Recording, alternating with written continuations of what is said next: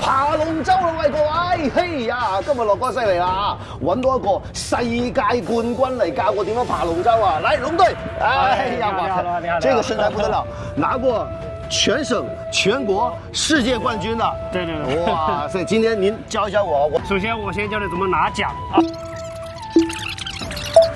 你睇下仔仔見到幾興奮啊！佢話都要上船爬翻兩手喎。我們實戰一下吧，好緊張啊！從來未試過同世界冠軍一齊。2萬米比賽啊！好，來，預備，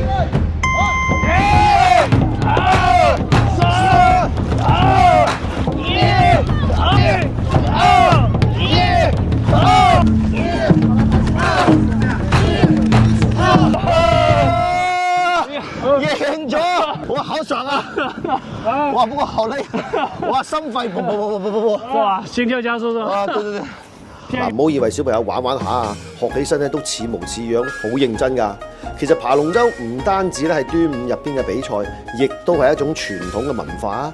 拼搏、團結、永不言敗嘅精神，希望仔仔都可以學得到啦！加油啦！